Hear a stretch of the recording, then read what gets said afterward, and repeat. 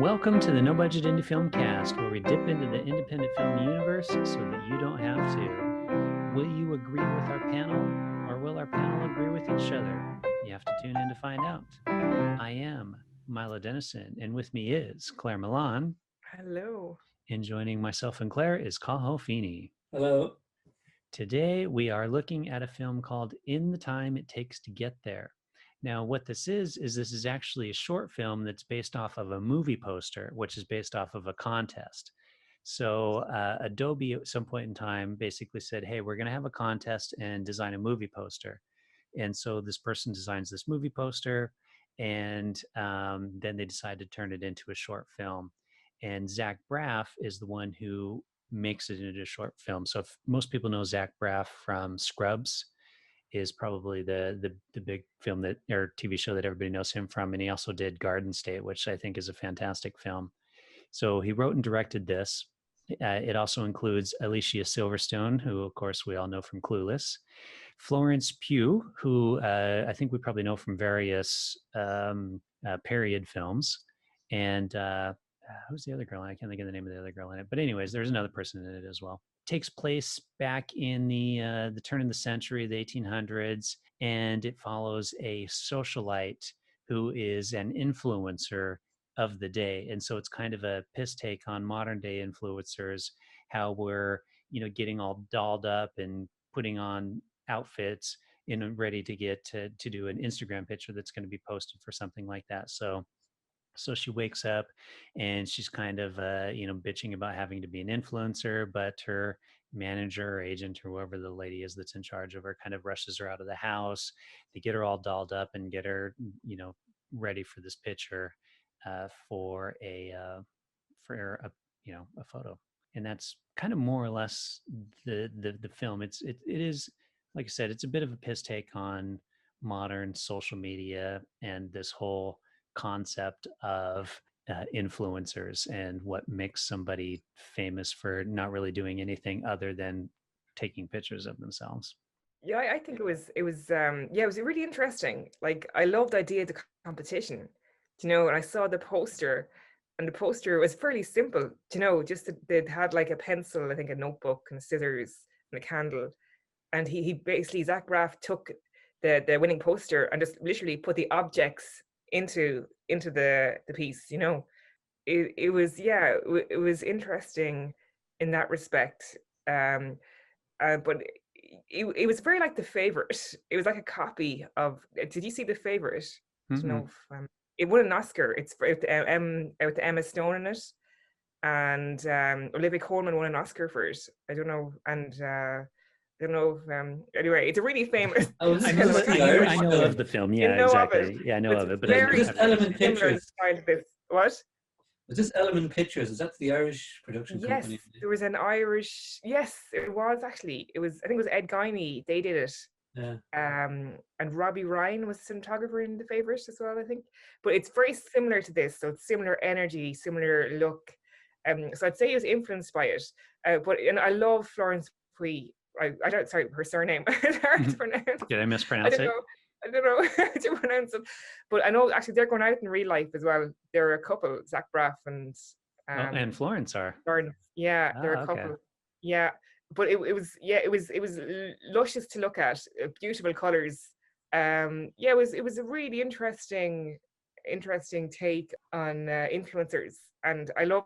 There was when she was going out to the place to be photographed, there's people with other products trying to tell her, oh, choose mine, and then her minder is like, no, go away, and then she has I think it's a hair tonic, and she doesn't even like it, so it was an interesting take on that, and then it shows a kind of peasant kids looking at her, and then it turns a bit strange. I don't know if we can say the ending is like it kind of flipped modern or to the 60s. Yeah, I don't think we'd be giving anything away in this film by saying how it ends. Honestly, it's not like it's a trick ending or like it really. Well, watching it one way or the other. Obviously, it's got a fantastic production values. Yeah. And it looks great. And by transposing this idea to the 19th century, to middle of the 19th century, they're able to use a lot of the modern terminology and create these visual gags. So you have this cockerel being the alarm clock, and then you mentioned there this posting a picture, and there's a lot of gags like that. But she does have, when she's on the carriage, she has this moment of sort of self-awareness, self-reflection, where she's quite critical of the whole sort of influencer culture, even then, and she sees it sort of for the vacuousness that it represents. But just touching on the end of the film there, where what I kind of took away from that was that what we were watching wasn't real. It wasn't what we were taught we were watching. So we thought we were watching this film, and it was a representation of this woman. She's a 19th century influencer, and all these characters existed, and we bought into it. But in actual fact, what we were watching was a film of a guy watching the film. So it was an illusion, so the whole thing was illusory. And you can more or less say the same thing about celebrity culture, it's an illusion. That's that kind of makes thing, sense actually now, thinking about it. You have to watch it twice. So I'd say there's a lot more hidden stuff in it like that.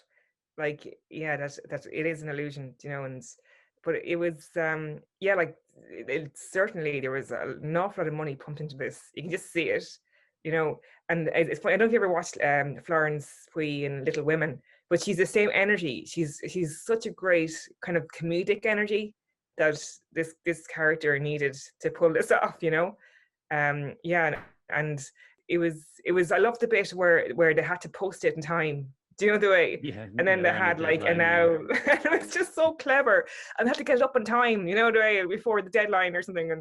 And then I was like, oh, that's funny. How would they do this? And then you saw posted to a poll. That was really clever. Like, yeah, it was very clever. Was that guy the first guy who was trying to sell her the perfume? Was he the guy from Borat? Was he? Oh, I didn't catch him, or I didn't recognize him, but maybe. I didn't Google it afterwards. I thought that looks like that guy who was in Borat, But it was interesting as well. In the carriage, it looked like it was just her and her assistant, and then there was a person holding her hand. So that must have been like a symbol or something. Do you know the way? There was a little kind of. I wonder, there's definitely a kind lot of those like little subtle things thrown in here throughout. Yeah. Absolutely. I wonder, was that kind of offensive in a way? Yeah, I wonder what that means. We could analyze it, and just because obviously it is very well thought out, but it's like someone is guiding her, I don't know. And then when the assistant is like, when she wants to give up and she says, I don't want to do this anymore. It's the same thing every day. And then the assistant is like, but if you want to have all these luxuries, then you have to do this. Yeah. How you easily get drawn into that lifestyle, and it's harder to give it up because you don't want to give up the lifestyle. I'd say it was a very watchable film, and I think some of the jokes worked better than others.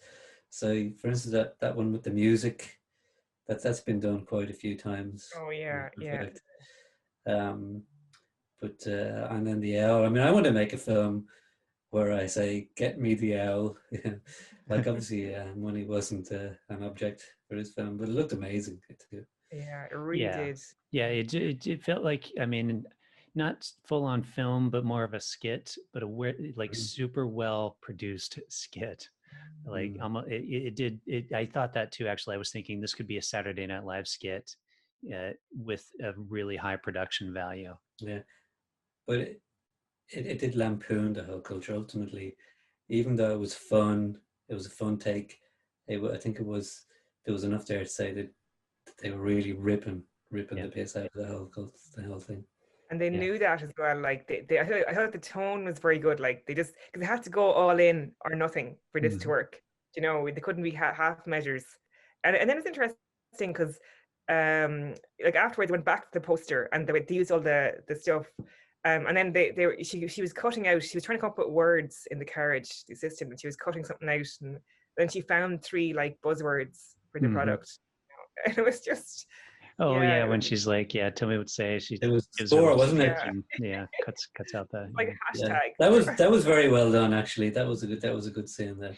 Yeah. Zach Braff, he's a good writer. Did you guys ever watch Garden State? Have either of you seen No, that? I've never seen it. No. Yeah, Oh, ages ago. Yeah, I yeah, haven't it's seen him much recently. oh, Actually, it's an older film. I think it was like his first post Scrubs film, but it's such a fantastic film. I love it. Yeah, I would definitely highly recommend it. It's basically his character is lives in LA and is kind of living that LA lifestyle, but then he has to go home and deal with his mother's death. And you've got your typical doesn't really get along with his father, meets a girl while he's there, but just kind of goes through these little adventures while he's home. But it's really nicely done. It's a very like kind of slow, like sentimental film, but I really enjoyed it. So he is a good writer. I definitely do think he's a decent writer when it Yeah, comes it to. was well written, but that scene in the carriage was quite well done as well. Although I have to admit, I never really watched Scrubs either. So when I saw it with Zach Braff, I said, oh, I had to Google it because I said, her name is familiar, but and you know what's great? Alicia Silverstone, like Oh yeah, it's nice she, to see her in this. you know Yeah. what I mean? I didn't know who it was at first. I was like, that actress looks familiar because she kind of had a slight English accent, and Hmm. then it was like I was trying to figure out for ages, and then I was like, oh my god, that's Alicia Silverstone. Do you know? Yeah. No, I did the So same thing. I was like, I know her. Where do I know her from? And then it clicks, and you're like, holy crap, that's Alicia Silverstone. yeah, because she hasn't been around. You haven't seen her in years. Mm-mm. Yeah. alrighty. So will we rate it then? All right. Well, who wants to go first? I guess. I'll go first.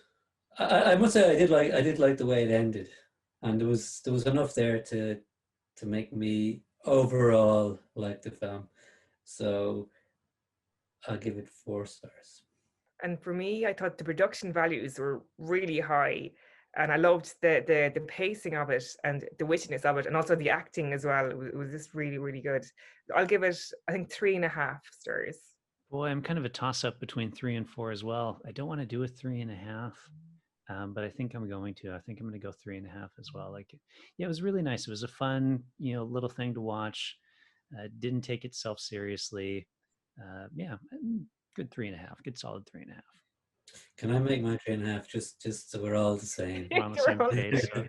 yeah, Yeah, you can like if I you in want. was yeah. between 3 and 4, but I said no, I'll give it 4. You figured Did I'd you- give you a hard time for doing another half rating, so that you decided to go with the Yeah, 4. It wouldn't blow you out of the water like the film. It just, you admire it and you'd kind of laugh a little bit, but it wouldn't stay with you as such. But that's what it's meant to be. It's meant to be something like, oh, it's a sketch basically. Yeah. That's it what it is. is. Yeah, but I watched it again tonight just before we came on air, Hmm. so to speak, and I think I did sort of get an added sort of appreciation. Like even that scene where she's getting out of bed and trying on the costumes, looking for the costume. That was like when if you have a screen and you're scrolling across lots of costumes. Yeah, that one. That was the way they sort of depicted that. So I thought, oh yeah, that's what they're doing there. So those things you can pick up watching it again. Well, there you have it. No budget audience. So we really liked it. Didn't really, really, really like it, but really liked it. And we would recommend you check it out. It's available on YouTube. I'll throw the link into the notes. As always, you can let us know what you think of the film or us via social media at No Budget Show on Facebook, Instagram, or Twitter. Those are the ones that we're on. We're not on TikTok and I don't know any of the other ones. We're so unhip.